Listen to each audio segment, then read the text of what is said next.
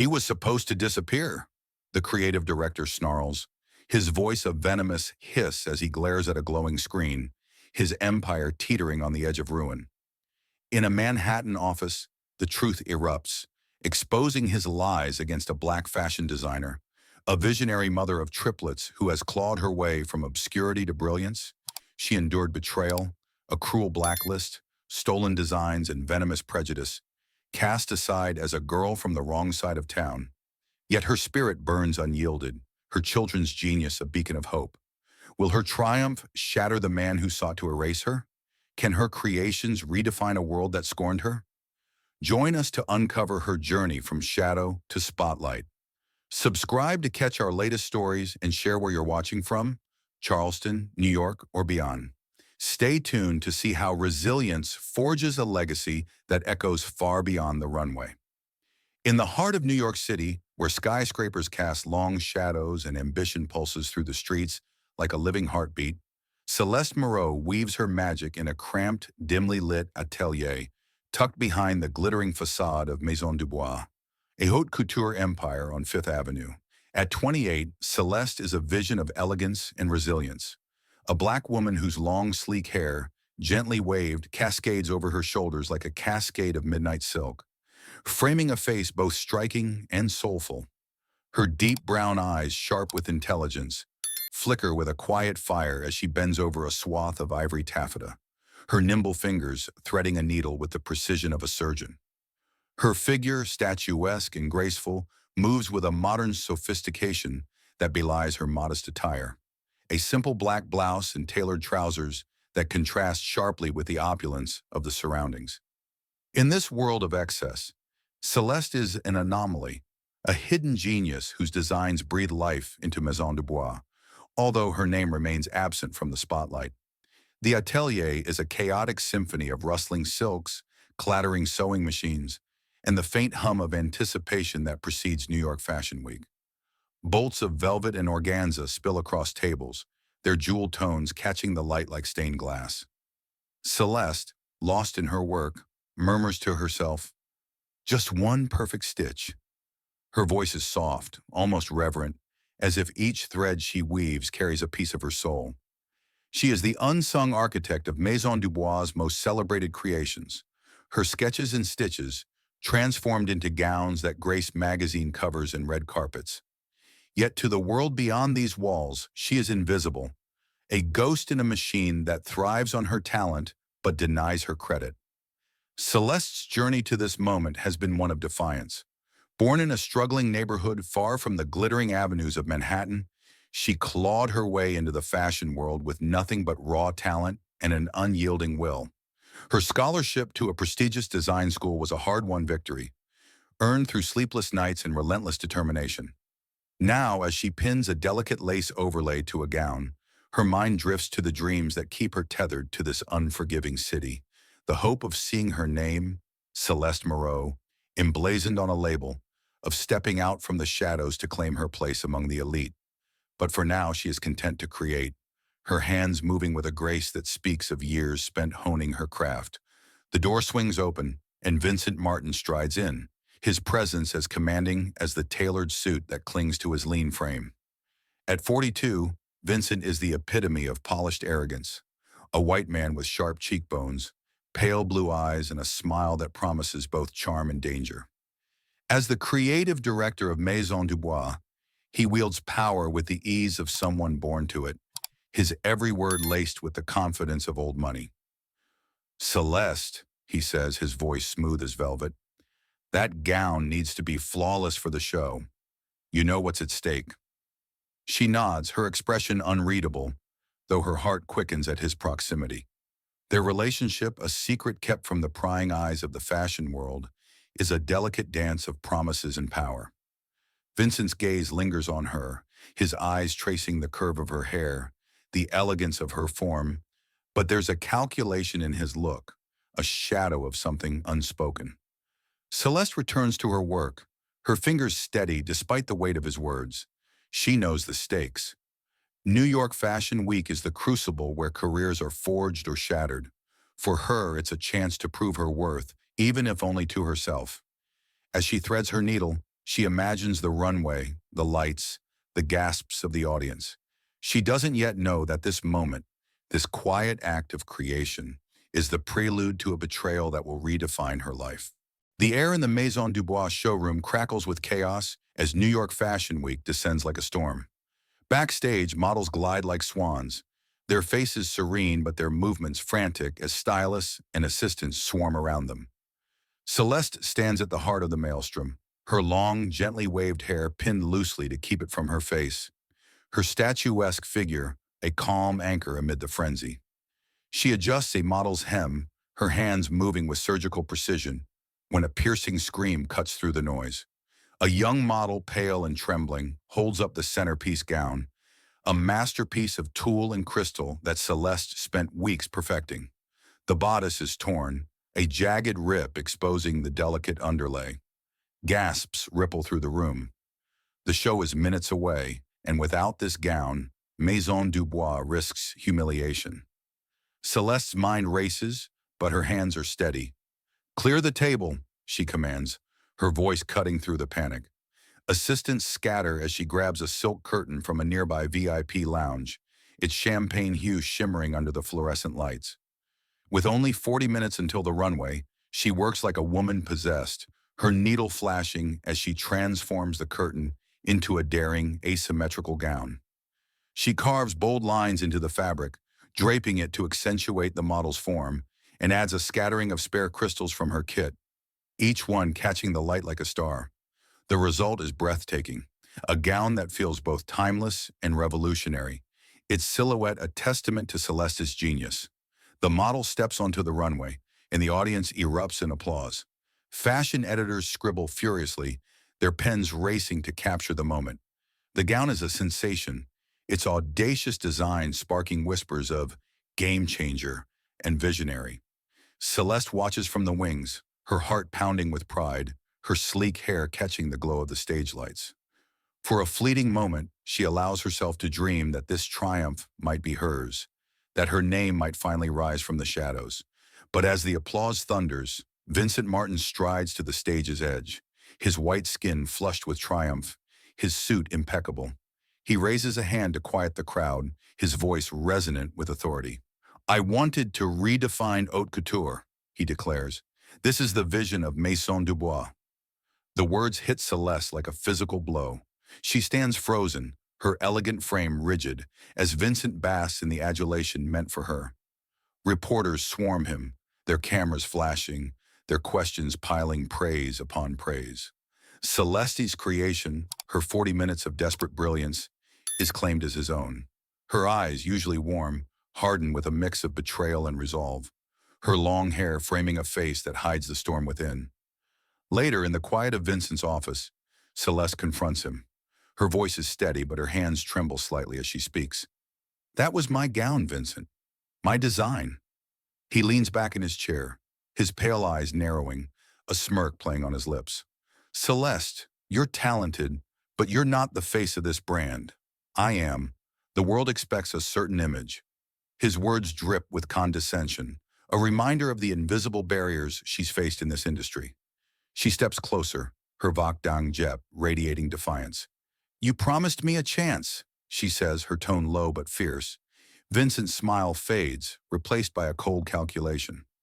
"You'll get your moment," he replies, his voice smooth but hollow. "Just be patient." Celeste leaves the office, her heart heavy with doubt. She doesn't yet know the depths of Vincent's betrayal, the storm that awaits when she reveals the secret she carries, a secret that will shatter her world and set her on a path to reclaim her power. As she walks down Fifth Avenue, the city's lights reflecting off her sleek, waved hair, she feels the weight of her dreams pressing against the betrayal she's just tasted.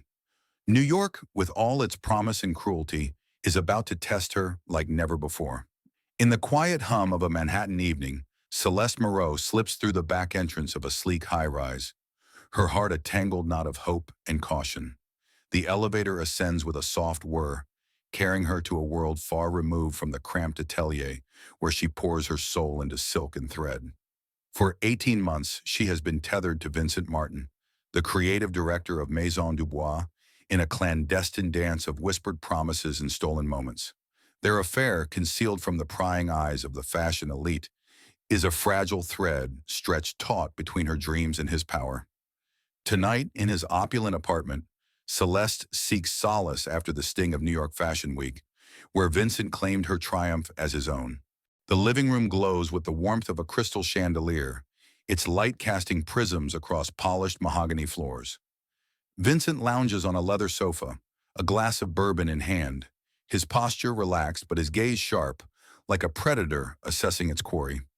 "You're still upset about the show," he says, his voice smooth as aged wine, cutting through the silence as Celeste sets her bag down. She meets his eyes, her burning with a quiet intensity. "You took my work, Vincent. My design. I deserve to be seen." Her words are measured, each syllable a plea wrapped in steel. Vincent rises, closing the distance between them, his hand brushing her arm. "Celeste, you're the heart of Maison Dubois," he murmurs, his tone coaxing, almost tender. "Next season, I'll make sure the world knows your name." Her resolve wavers under the weight of his promise. For months, Vincent has woven a tapestry of assurances, each one painting a future where she steps out from the shadows. A future where her talent, not his name, defines her worth. She wants to believe him, to trust the man who has seen her at her most vulnerable, who has whispered words of love in the quiet hours after midnight.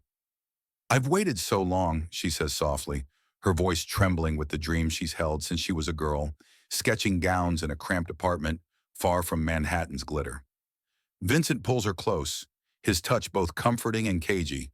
"Patience, my muse," he replies, his lips grazing her temple. "Your moment is coming." But beneath his charm lies a current of calculation. As they sit together, the city's skyline a distant constellation beyond the floor-to-ceiling windows. Vincent speaks of the pressures he faces, the expectations of the Maison Dubois board, the scrutiny of fashion critics, the weight of his family's legacy.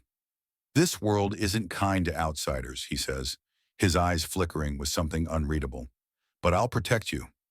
Celeste nods, her heart caught between trust and doubt, unaware that his words are a prelude to a betrayal that will shatter her world.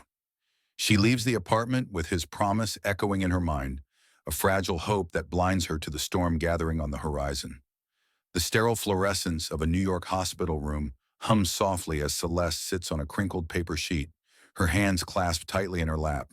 The ultrasound machine beeps, and the technician's face pales as she adjusts the wand. "It's not one," she says, her voice a hushed tremor. "It's three."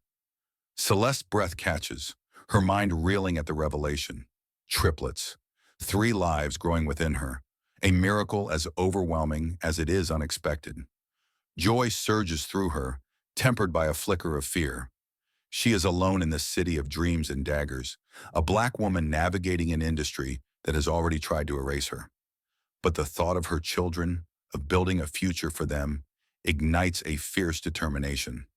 She needs to tell Vincent to share this seismic shift in her life, to believe that their love can weather this new reality.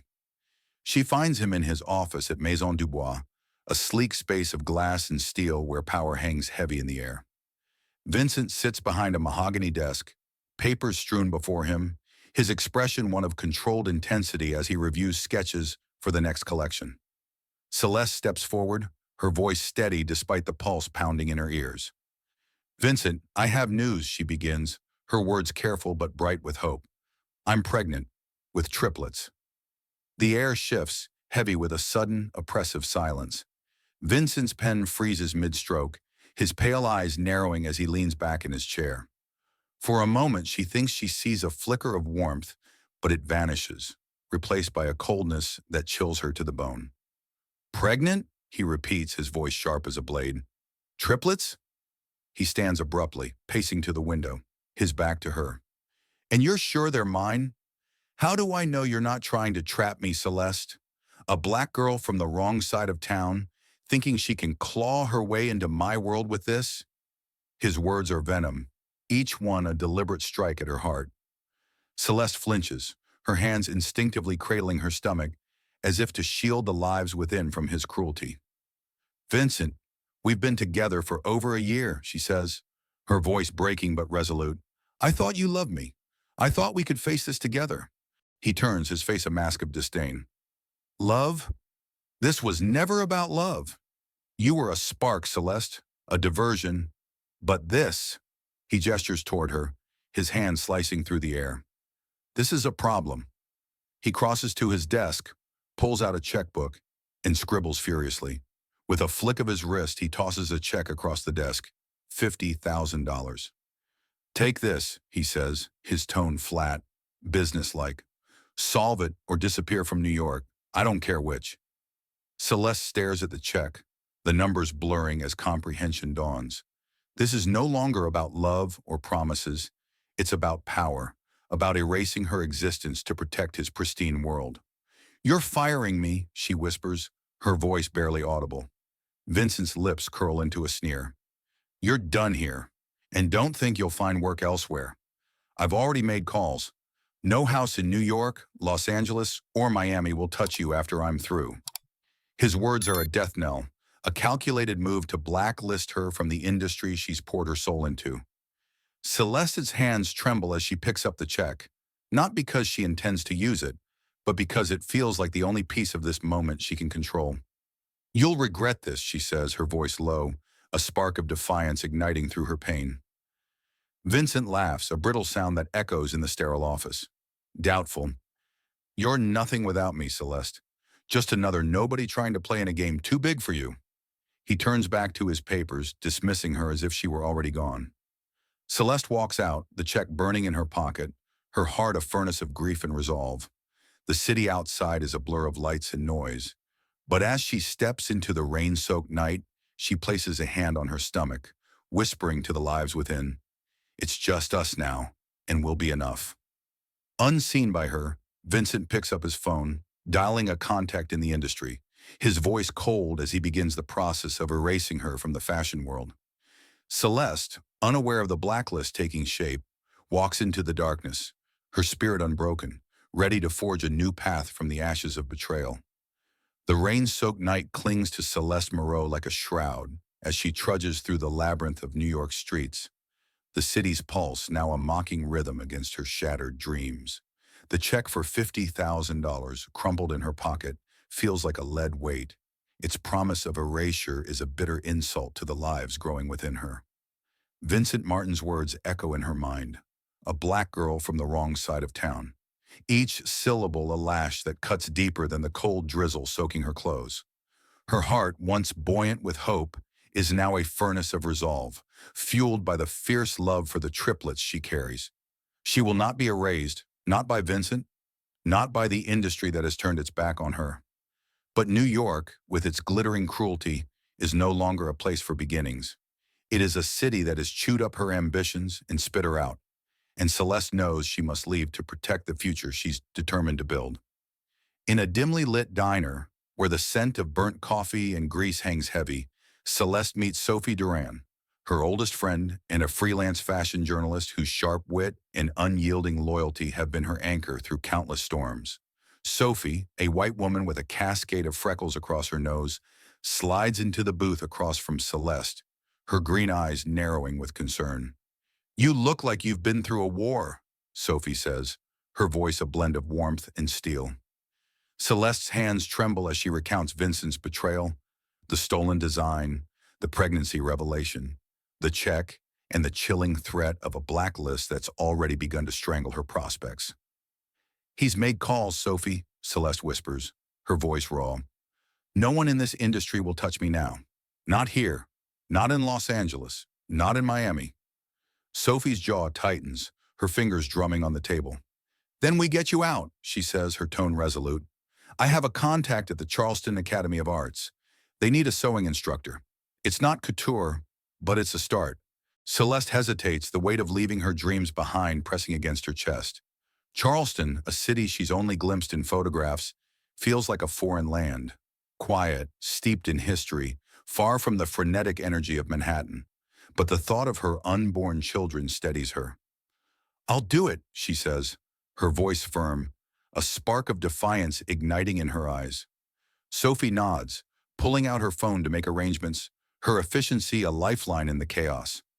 "You're not alone, Celeste," she says, squeezing her hand. We'll rebuild, brick by brick. That night, Celeste packs her life into a single suitcase, her sketchbooks, her sewing kit, a few cherished fabrics folded with care. The city's neon glow fades as she boards a bus, its engine rumbling like a promise of something new. She presses her hand to her stomach, whispering to her triplets, "We're going to be okay. I'll make sure of it." The journey south is a blur of flickering lights and restless sleep, the bus cutting through the night like a ship through uncharted waters. Celeste's mind churns with memories of Vincent's office, the cold dismissal in his voice, the check that was meant to buy her silence. But with each mile, the weight of his betrayal begins to shift, replaced by a burgeoning sense of purpose. She will not let his cruelty define her. She will weave a new tapestry, one where her children will thrive, where her talent will find a voice. As dawn breaks, the bus rolls into Charleston, South Carolina, a city of cobblestone paths and moss-draped oaks, its air heavy with the scent of salt and magnolias. Celeste steps off, her suitcase in one hand, her sewing kit in the other, her posture unyielding despite the exhaustion etched into her bones. The Charleston Academy of Arts looms ahead, a graceful building of red brick and arched windows, its presence a quiet contrast to the towering ambition of New York. Celeste enters, her heart a mix of trepidation and resolve, and meets the dean, a white woman named Margaret Ellis, whose crisp demeanor softens when she sees Celeste's portfolio. "Sophie spoke highly of you," Margaret says, flipping through sketches that pulse with creativity. "We need someone with your skills to teach our students the craft of garment making. It's not glamorous, but it's honest work." Celeste nods, her voice steady. "Honest is exactly what I need." The dean offers her the position, assistant instructor, teaching the art of stitching and draping to aspiring artists. It's a far cry from the runways of Fashion Week, but it's a foothold, a chance to rebuild. Celeste settles into a modest apartment near the academy, its walls bare but brimming with possibility. She unpacks her sewing kit, laying out needles and threads like a general arranging her arsenal. The room is small, but it's hers, a sanctuary for the new life she's determined to forge. She places a hand on her stomach, feeling the faint stirrings of her triplets, and whispers, "This is our new beginning." The city outside hums with a rhythm she doesn't yet know, but Celeste feels a spark of hope, fragile but fierce. Vincent's blacklist may have closed doors in the fashion world, but here, in this quiet southern city, she will carve out a space for herself and her children. She doesn't know that Sophie's contact has set in motion a chain of events that will lead her to a man whose life she will save, nor that her talent will soon ignite a movement that will echo far beyond these cobblestone streets. For now, she is a woman reborn, standing on the precipice of a future she will shape with her own hands. The late afternoon sun bathes Charleston in a golden haze, its warmth a gentle caress against the weight of Celeste Moreau's burdens. Weeks into her new life, she navigates the city's vibrant streets, her heart still bruised from Vincent's betrayal, but buoyed by the promise of her unborn triplets. She carries a small bag of sewing supplies, her steps purposeful as she heads home from a long day of teaching. The pulse of the city hums around her, vendors calling out, bicycles weaving through crowds. But a sudden screech of metal shatters the rhythm. A motorcycle skids across a busy thoroughfare, its rider flung to the pavement with a sickening thud. Gasps ripple through onlookers. But Celeste, driven by instinct, surges forward, her pulse racing like a drumbeat of urgency. The rider lies motionless, blood seeping from a gash on his leg, his helmet cracked beside him. Celeste drops to her knees, her hands steady despite the chaos. "Stay with me," she says, her voice a lifeline in the din. She yanks her scarf, a soft teal silk she'd planned to repurpose into a dress, from her bag, wrapping it tightly around the wound to stem the bleeding. Her fingers move with the precision of a seamstress, knotting the fabric into a makeshift tourniquet. The crowd parts as she calls out, "Someone, call an ambulance!" Her words cut through the panic, and a bystander fumbles for a phone. Celeste presses her hands against the scarf, her breath shallow but resolute, willing the stranger to hold on. His chest rises faintly, a sign of life that anchors her focus. The man stirs, his eyes fluttering open, revealing a warm brown gaze clouded with pain. "Julian Beaumont, though Celeste doesn't know his name, is a white man whose presence carries an understated elegance, even in this moment of vulnerability. "Thank you," he rasps, his voice hoarse but sincere, reaching weakly for her hand. Celeste meets his eyes, offering a small nod, her focus unwavering as she maintains pressure on the wound. "Just hang on," she replies, her tone calm but fierce with determination. Sirens wail in the distance, growing louder, and as paramedics rush to the scene, Celeste steps back, her scarf now stained crimson. The medics take over and she slips away, her heart pounding with the adrenaline of the moment, her mind already turning back to the life she's building for her children. Julian, dazed but conscious, watches her retreat into the crowd, her silhouette a fleeting beacon of compassion. "Who was she?" he murmurs, his voice lost in the clamor as he's loaded into the ambulance. The memory of her voice, soft, steady, with a trace of something unplaceable, lingers like a melody he can't shake. At the hospital, as nurses tend to his injuries, Julian's thoughts return to the stranger who saved him. "The woman with the teal scarf," he says to a colleague who visits later, a fellow professor at the Charleston Academy of Arts. "Find her for me." His request is earnest, driven by a need to thank the person who acted when others hesitated, unaware that fate has already woven their paths together. Celeste, back in her modest apartment, washes the blood from her hands, her mind a whirlwind of emotions. The act of saving a life has stirred something within her, a reminder of her strength, her capacity to create order from chaos, just as she does with needle and thread. She places a hand on her stomach, feeling the faint stirrings of her triplets, and whispers, "We're survivors, you and me." She doesn't know that the man she saved is Julian Beaumont, the Academy's new director, nor that her selfless act has set in motion a connection that will reshape her future. For now, she is a woman forging ahead, her spirit unbroken, ready to face whatever Charleston holds, unaware of the destiny waiting just beyond the horizon. In the hushed sanctity of a Charleston public hospital, Celeste Moreau lies on a narrow bed, her body a vessel of both exhaustion and unyielding resolve. The sterile air hums with the steady beep of monitors, a rhythm that anchors her through the storm of labor. Months have passed since she fled New York's betrayal, carrying the weight of Vincent's cruelty and the fragile hope of her unborn triplets. Now, in this moment, as pain surges like a tide, Celeste clings to a single truth. She is their protector, their creator, their world. Her heart, battered but fierce, beats for the three lives ready to emerge, each one a defiance of the man who sought to erase her. The fluorescent lights flicker overhead, casting a stark glow on the worn linoleum, but within Celeste burns a fire that no hardship can extinguish. The labor is grueling, each contraction a battle she fights alone. No family surrounds her, no partner holds her hand, only the distant memory of Sophie's encouragement and the promise she made to her children on that rain-soaked night in New York. A nurse, a white woman named Clara with kind eyes and a brisk efficiency, checks the monitors, her voice a soothing balm. "You're doing great, Celeste," she says, adjusting a blanket. "They're almost here." Celeste nods, her breath ragged, her mind a fortress against the pain. She thinks of the sketches she's tucked away in her apartment, designs that whisper of a future where her talent will rise again. But for now, her focus narrows to the singular act of creation, more profound than any gown she's ever sewn. The first cry pierces the air, sharp and triumphant, as Adrian enters the world. His tiny form, a rich brown like his mother's, is swaddled and placed in her arms, his eyes blinking against the light. Celeste's breath catches, tears spilling as she traces his perfect features, a love so fierce it drowns out the pain.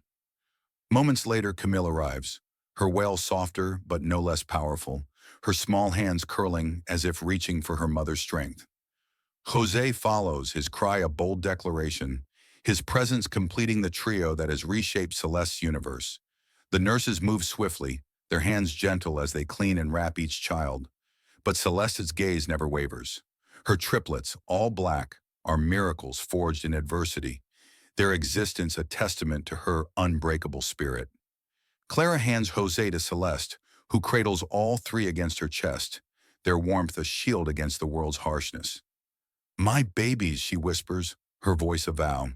I promise you'll never know the rejection I did. The weight of her solitude presses down. Vincent's check, still untouched, lies in her bag, a symbol of his attempt to erase them.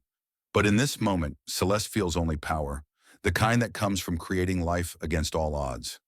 The hospital room, with its peeling paint and antiseptic tang, becomes a sacred space where a mother's love transforms despair into purpose. She names them Adrienne, Camille, Jose, each name a thread in the tapestry she's weaving for their future. As the hours pass, exhaustion claims her, but Celeste refuses to sleep. She studies her children, memorizing the curve of their cheeks, the rhythm of their breaths. Adrian stirs, his tiny fist grasping her finger, and she smiles, a spark of joy piercing her fatigue. Camille nestles closer, her warmth a quiet reassurance, while Jose's steady breathing anchors her resolve. The nurses come and go, their voices a soft hum, but Celeste is lost in this new world of three. Clara pauses at the door, her expression softening. You're a warrior, she says, her words carrying a weight that lingers. Celeste nods, her heart swelling with pride, but beneath it lies a flicker of fear.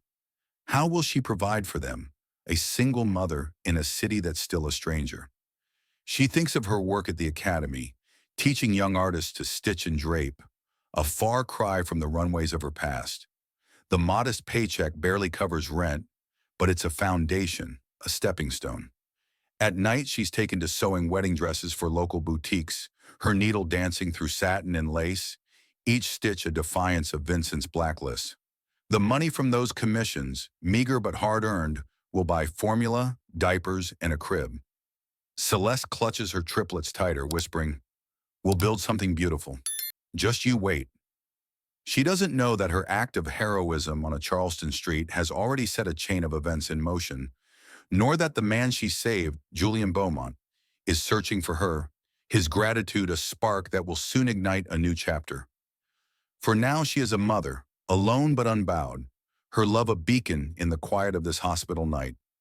The dawn filters through the window, casting a soft glow over Celeste and her peacefully sleeping triplets. As she gazes at them, Vincent's words, "A black girl from the wrong side of town," linger faintly, but they no longer hurt. She has created life, and with it, a purpose that no blacklist can steal. When Clara returns with breakfast, Celeste meets her gaze, a silent vow passing between them. "We'll be okay," she says quietly, a promise to herself as much as to her children. Later, at a worn oak table in her modest apartment, Celeste juggles motherhood and her relentless drive. She's stitching wedding dresses for local boutiques, working tirelessly to support her family. Despite Vincent's betrayal and the weight of his blacklist, her spirit remains unbroken. But tonight, a new wound threatens her resolve. While soothing her infants, Celeste scrolls through a fashion newsfeed and freezes when she sees an article from Miami Fashion Week. A gown she designed years ago, now proudly displayed under Vincent's name, parades on the runway. The praise for his visionary genius cuts her deep. Her hands tremble, not with fear, but with a fierce fury. Shutting the tablet, Celeste whispers to her sleeping babies, "He can't take this from us." The gown, once a symbol of her dreams, now claimed by Vincent, burns her with injustice. But her mind races with clarity. She will not let this theft define her. Despite the barriers, her resolve is stronger than ever. She will reclaim her voice and rebuild her dreams. A soft knock at the door breaks her reverie. It's Laura Mitchell, a white woman and former colleague from Maison Dubois, her face etched with unease as she steps inside. Laura, once a junior assistant in New York, has tracked Celeste down through industry whispers, her visit a risky act of loyalty. "I saw the gown in Miami," Laura says, her voice low, urgent. "It's yours, Celeste. Vincent's been raiding your old sketches for months, passing them off as his own. I found some of your originals in the archives, but there's no proof to tie them to you." Celeste's jaw tightens, her eyes blazing with a resolve that masks her heartbreak. "He thinks he can erase me," she says, her tone steady but laced with steel. "But I'm not done yet." Laura hesitates, then hands Celeste a USB drive, a small token of defiance. These are scans of your sketches I could salvage, she says. It's not enough to fight him now, but hold on to them. Celeste takes the drive, her fingers closing around it like a lifeline. Thank you, she whispers, her voice thick with gratitude and determination. Laura leaves, her footsteps fading into the night, and Celeste tucks the drive into a drawer, a seed of hope amid her fury. She turns back to her triplets, their peaceful breathing a reminder of why she fights. We'll build something he can't touch, she murmurs, her heart a fortress against despair. Celeste returns to her table, picking up a pencil to sketch a new design, her hand moving with a quiet ferocity. Vincent's theft has reignited her purpose, a flame that burns brighter than his betrayal. She doesn't know that her act of saving a stranger has already set a destiny in motion, nor that her talent will soon spark a movement that will echo beyond this quiet Charleston night. For now, she is a mother and a creator, her spirit unyielding, ready to weave a future where her children's dreams will soar.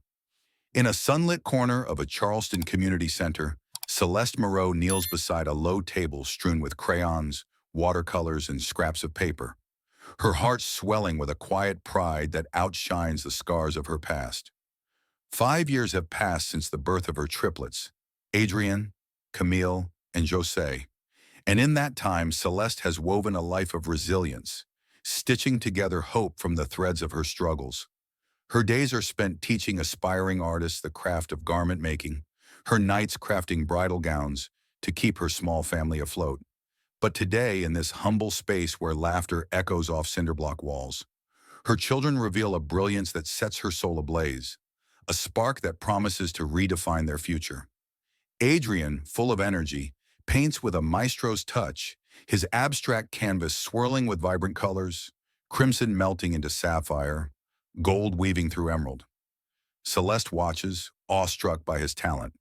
Nearby, Camille, cross-legged, recreates a Charleston market scene with remarkable precision, capturing every detail, down to the curve of a vendor's hat in the shadow of a passing cloud. Her pencil brings the world to life. Jose, the quiet one, arranges shapes with the instinct of a sculptor, his architectural drawings full of harmony and balance.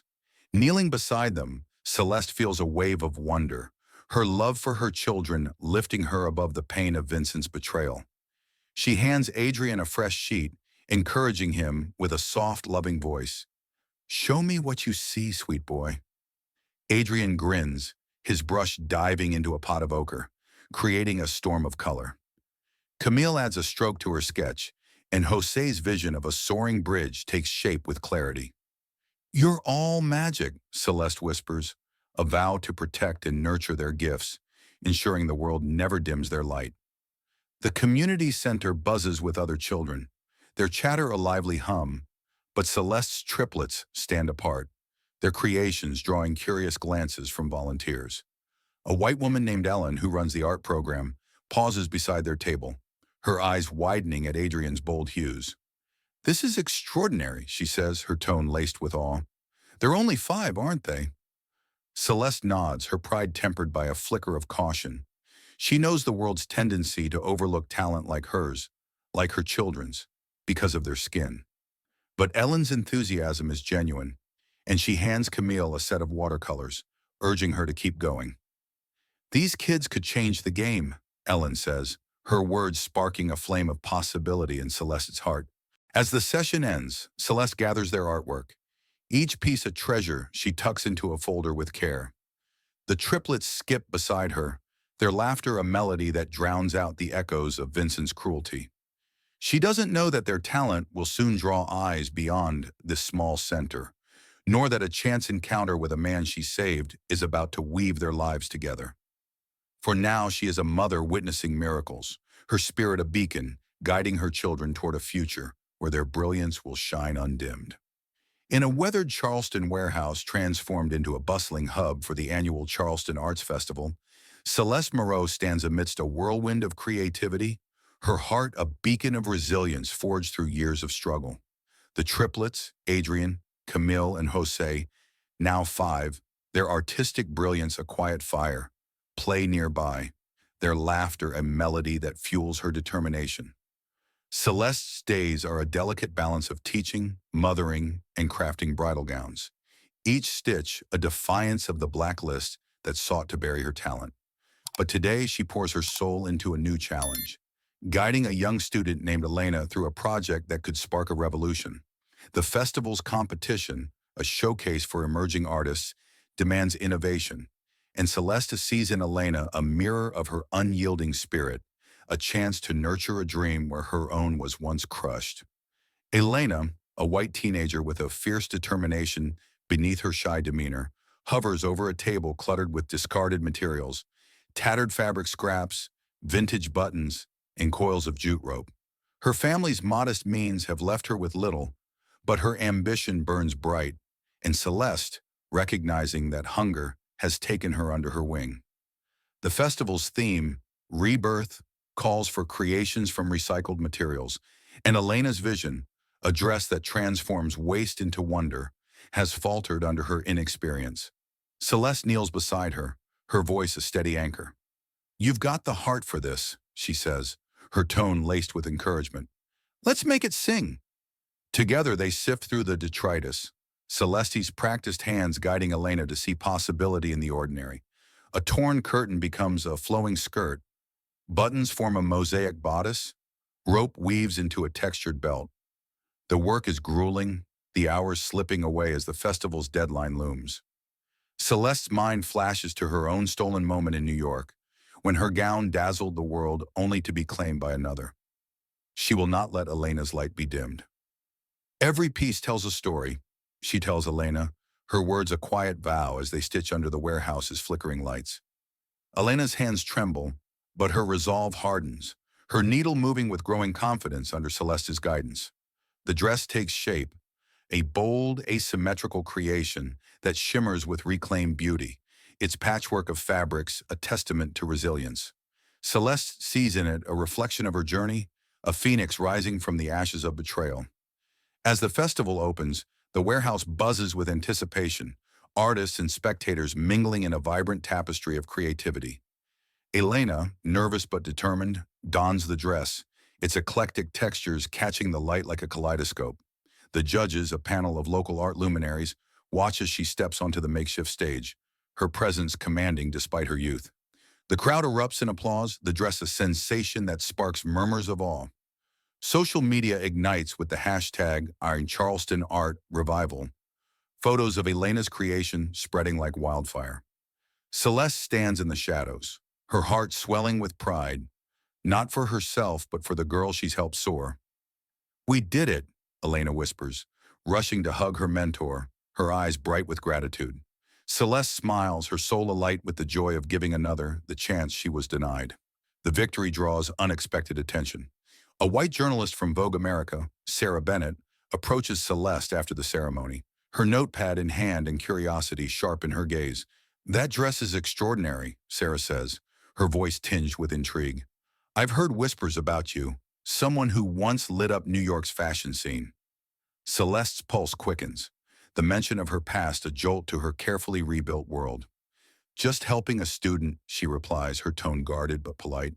Sarah presses further, mentioning Sophie, Celeste's friend, who hinted at a connection to Maison Dubois' iconic designs. "I'm digging into their archives," Sarah says, her eyes narrowing. "Something tells me your story's bigger than Charleston." Celeste nods, her mind racing with the USB drive of sketches hidden in her drawer, a spark of hope kindling alongside her caution.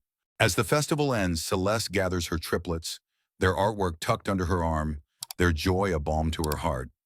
Elena's triumph is a victory for them both, a reminder that creation can defy destruction. She doesn't know that Sarah's inquiry will unearth truths about her past, nor that her path is converging with a man whose life she saved. For now she is a mother and mentor, her spirit a flame that burns brighter with each challenge, ready to weave a future where her children's brilliance and her own will shine unyielding. In the soft twilight of a Charleston park, where fireflies weave a delicate dance of light, Celeste Moreau sits on a weathered bench, her heart a fragile tapestry of hope and caution. The triplets, Adrian, Camille, and Jose, chase each other through the grass, their laughter a vibrant thread in the evening's quiet. Celeste, a black mother whose resilience has carried her through betrayal and hardship, watches them with a love that burns like a steady flame, her days filled with teaching, sewing, and nurturing their budding genius.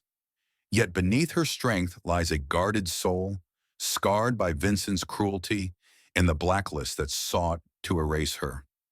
Today, a chance encounter threatens to unravel her carefully stitched defenses, drawing her toward a man whose life she unknowingly saved. Julian Beaumont, the new director of the Charleston Academy of Arts, has been a quiet presence in Celeste's orbit since she began teaching. His small acts of kindness, delivering a set of paintbrushes for the triplets, fixing a creaky window in her classroom, have chipped away at her wariness, like sunlight piercing a clouded sky. But it's a photograph from the recent arts festival, capturing Celeste beside Elena's triumphant recycled dress, that sparks a revelation. Julian, a white man whose understated grace belies his privileged lineage, recognizes her as the woman who bound his wounds after a motorcycle crash. The memory of her steady hands and fierce resolve has haunted him, a beacon in his search for meaning beyond his family's wealth. He approaches now, his steps measured, his presence a gentle intrusion into Celeste's world. "I've been looking for you," he says, his voice a low cadence that carries both gratitude and curiosity. Celeste looks up, her eyes narrowing slightly, her instincts honed by years of guarding her heart. "Have we met?" she asks, her tone polite but edged with caution. Julian sits beside her, leaving a respectful distance, his gaze fixed on the triplets' joyful play. "You saved my life," he says simply, recounting the accident, the screech of tires, the pain, her teal scarf staunching his blood. Celeste's breath catches, the memory flooding back, but she remains silent, her mind wrestling with the implications of this connection. Julian's words are earnest, his gratitude a bridge between them. "I didn't know your name until I saw you at the festival," he says, his eyes meeting hers with a sincerity that disarms her. "You gave me a second chance, and I've been trying to find a way to thank you." Celeste's fingers tighten around the edge of the bench, her heart a battlefield of trust and doubt. "I did what anyone would," she replies, her voice steady but guarded, the echo of Vincent's betrayal a shadow that lingers. Yet Julian's presence feels different, his kindness untainted by the ulterior motives she's learned to expect. As the triplets scamper back, Jose clutching a dandelion, Julian kneels to their level, offering a smile that softens the edges of Celeste's defenses. "You've got some incredible kids," he says, handing Camille a stray paintbrush that had fallen from her pocket. The children giggle, drawn to his warmth, and Celeste feels a pang of vulnerability. Julian rises, his expression shifting to one of quiet resolve. "I know about the Beaumont Lux family," he says, his voice low, revealing his secret. "I'm their heir, but I chose this life, teaching, building something real, because I believe in what people like you create." His confession, a revelation of his rebellion against expectation, strikes a chord in Celeste, echoing her fight to rise above Vincent's blacklist. "I don't want wealth or power," Julian continues, his gaze unwavering. "I want to be part of something meaningful, like what you're building with your kids, with your students." He pauses, then adds, "I'd like to be part of your world if you'll let me." Celeste's heart quickens, her instincts warring between hope and fear. She thinks of her triplets, their brilliance a light she's sworn to protect, and of the scars Vincent left. Scars that whisper of betrayal. "I don't trust easily," she says, her voice a quiet blade, but her eyes soften, betraying a flicker of possibility. Julian nods, his expression one of patient understanding. "I'll earn it," he says, his words a promise that lingers like a melody. As the park empties, the triplets tug at Celeste's hands, ready to head home. Julian offers to carry their art supplies, a small gesture that feels like a lifeline. Celeste allows it, her heart teetering on the edge of trust, unaware that this bond will soon reshape her path.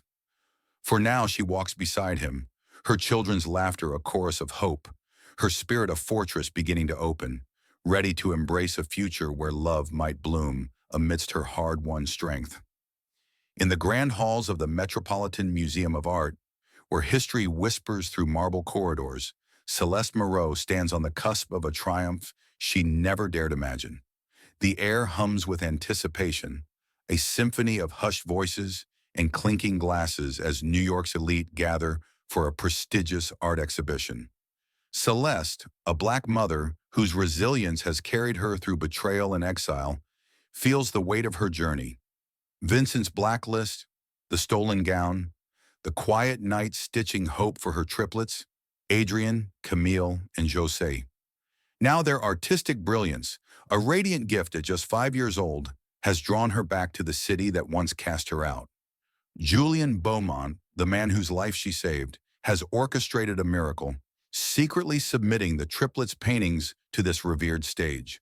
Celeste, invited to showcase a fashion collection inspired by their work, feels her heart pulse with both pride and trepidation, a fragile bridge between her past and a future she's only begun to glimpse.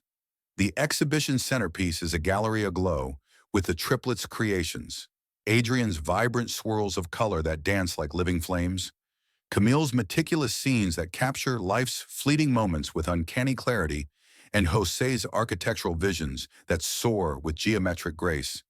Each canvas, hung with reverence, tells a story of genius born from love, nurtured by a mother who refused to let the world dim her light.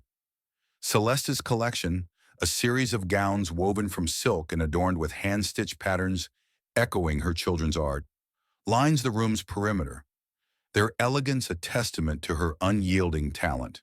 The crowd, art critics, collectors, fashion luminaries, murmurs in awe, their whispers a crescendo of admiration. Celeste stands beside her triplets, her presence a quiet force, her heart a furnace of emotion as she watches them absorb the moment, their small hands clutching hers. Adrian points to his painting, a riot of hues that seems to pulse with energy, and whispers, "Mama, they like it." Camille, her eyes wide, traces the outline of her work, a detailed rendering of a Charleston morning, while Jose beams at his structured designs, each line a promise of futures yet to be built. Celeste kneels, her voice a soft anchor.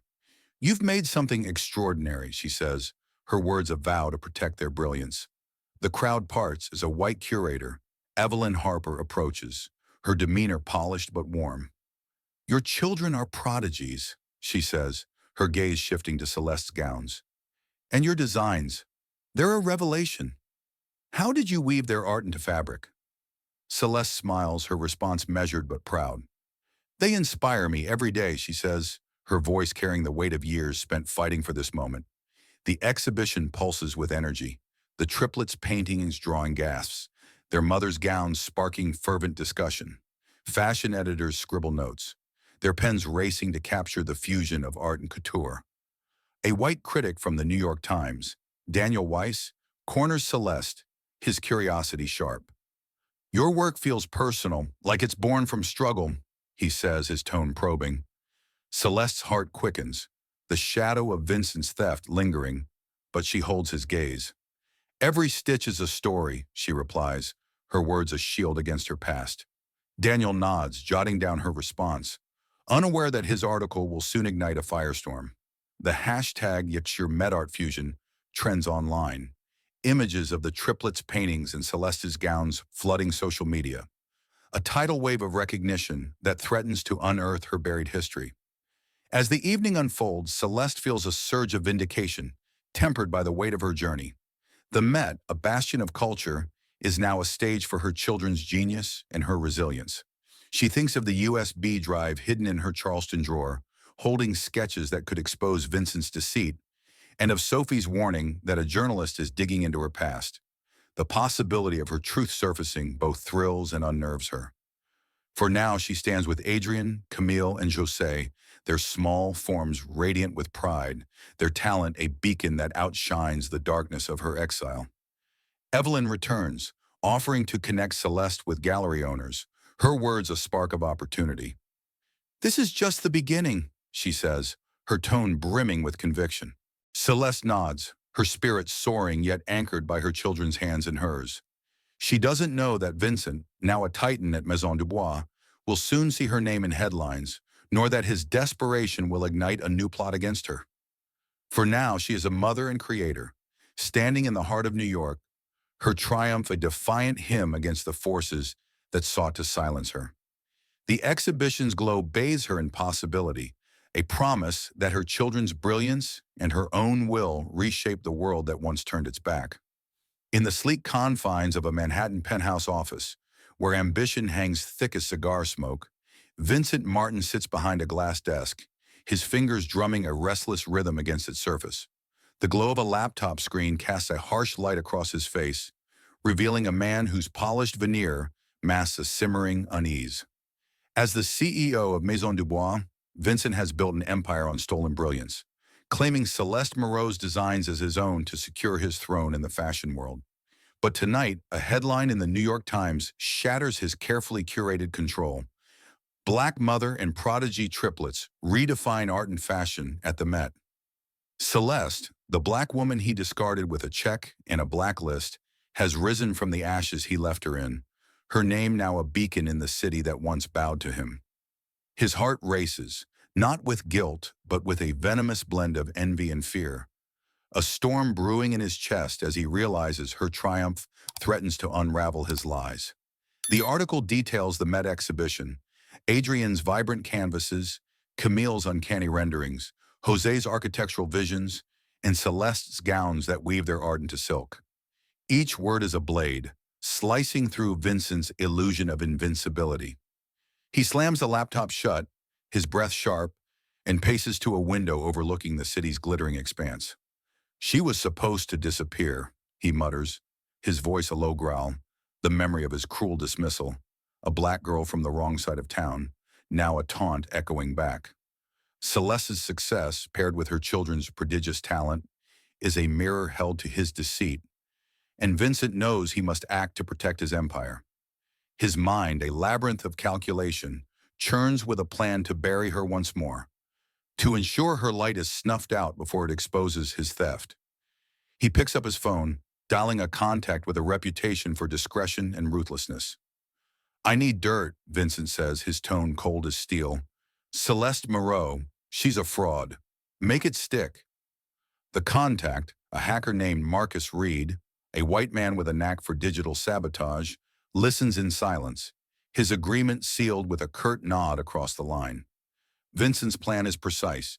Fabricate evidence that Celeste plagiarized Maison Dubois designs, planting forged documents in online archives to discredit her Met collection. "She's unstable. A thief," he instructs, his words dripping with malice. "Spread the rumor. Blogs, forums, anywhere it'll stick." Marcus agrees, his fee a small price for Vincent's peace of mind, unaware that his digital footprints will soon betray him. Vincent leans back in his chair, a glass of scotch in hand, its amber glow a fleeting comfort. He envisions the headlines: designer exposed as fraud, Met stars fall from grace, and a smirk curls his lips. Celeste's return to New York, her triumph alongside her triplets, is a direct challenge to his legacy, a reminder of the check he thought would erase her. He underestimated her then, a mistake he won't repeat. His fingers trace the edge of his desk, his mind racing with contingencies.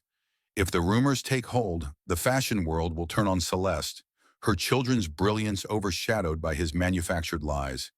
He sends an anonymous email to the Met's curators, alleging discrepancies in Celeste's work, each word a calculated strike to undermine her credibility.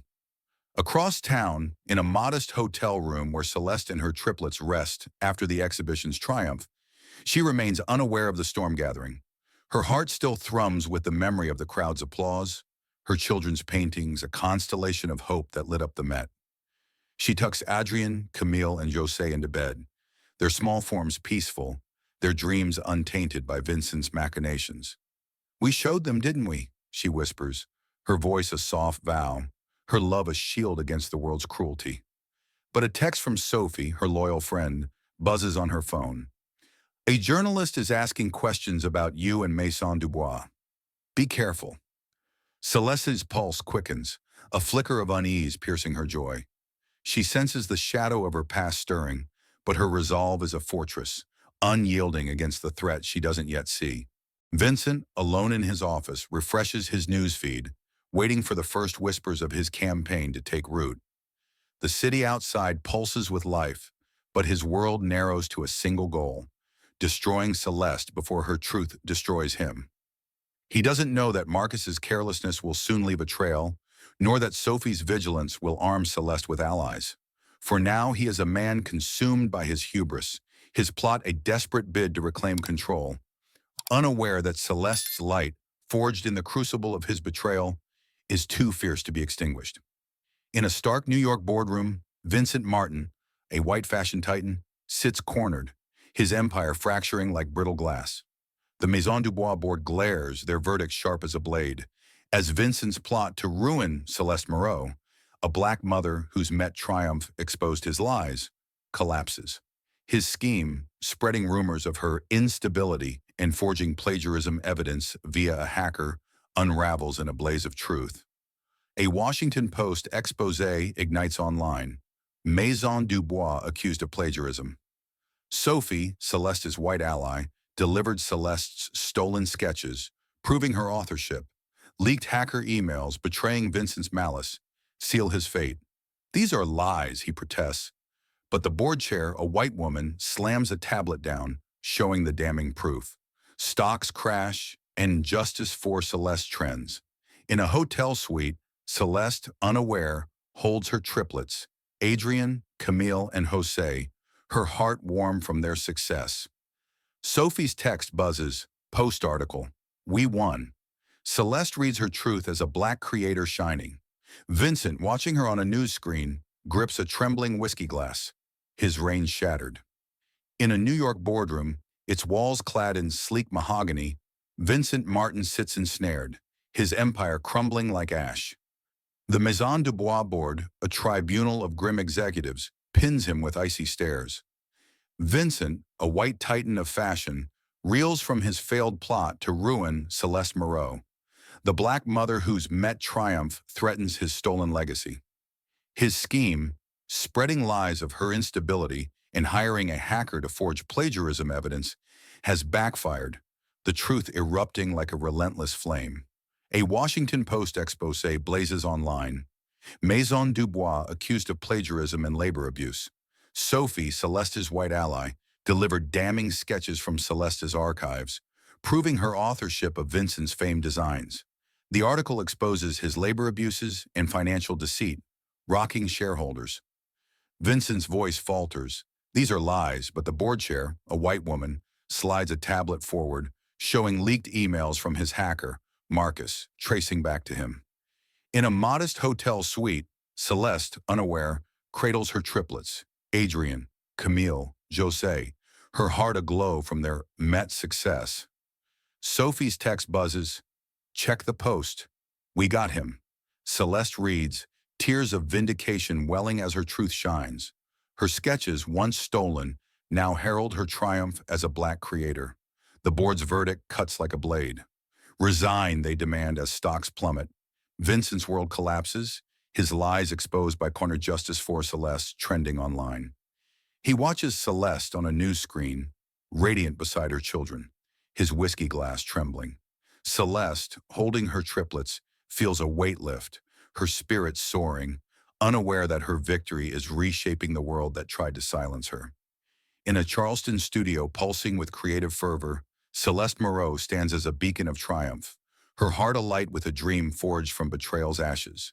The Atelier Moreau, a haven for young artists from forgotten corners, opens its doors, a testament to her unyielding spirit. Celeste, a black mother who rose above a millionaire's oppression, has turned pain into purpose. Her triplets, Adrien, Camille, and Jose, her guiding stars. The studio, alive with easels and fabric swatches, embodies her vow to nurture dreams where hers was once crushed. The triplets, 5 years old, take center stage on a modest runway, wearing garments Celeste crafted from their artwork. Adrian's jacket blazes with vivid hues, Camille's dress shimmers with delicate patterns, and Jose's outfit reflects his structured vision. The crowd, locals, students, dreamers, erupts in applause, their cheers a hymn to resilience. Celeste, at the runway's edge, introduces her children, her voice a steady tide. They're my inspiration, showing what's possible. Julien Beaumont, the white man whose life she saved, stands beside her, his presence a quiet anchor. Their bond, forged through trust, radiates unspoken support. He squeezes her hand, whispering, "You've built something extraordinary." Celeste's heart swells, her past scars softened by this moment. She steps forward, addressing the gathering. "I didn't seek revenge. I chose to live my truth, to build a world where my children and others can shine." Her words, a defiant creed, spark murmurs of awe, the hashtag Atelier Moreau igniting online. A young black artist approaches, clutching a sketchbook, her eyes bright with ambition. "You've shown me I can dream bigger," she says. Celeste hands her a mentorship card, her voice firm. "This place is for you." The studio hums with possibility, a sanctuary for talent unbound by origin. Julian organizes supplies for the next workshop, his commitment a testament to their shared vision. As the night fades, Celeste gathers her triplets, their laughter a melody drowning out past betrayals. The Washington Post expose that toppled her oppressor lingers as a distant victory. But this moment, her studio, her children's brilliance shines brighter. She has crafted a legacy, not of vengeance, but of hope. Julian's hand finds hers, their eyes meeting in silent promise. The studio stands as a monument to her strength, a beacon for dreamers, its glow a testament to a black mother's unbreakable spirit. Resilience with her prodigious triplets, her triumph over injustice, woven through every stitch and canvas, reminds us that truth can outshine even the darkest shadows. What moved you most about her story? Did her courage spark a flame in you, or did her children's brilliance inspire your dreams? Share your thoughts in the comments. We'd love to hear how this tale resonated with you. A heartfelt thank you for joining us on this emotional ride, for letting her story touch your heart. Your support fuels our passion to bring more stories of hope and defiance to life. Subscribe and stay tuned for our next journey, where new heroes rise to meet their destinies. Until then, keep dreaming, keep creating, and we'll see you soon.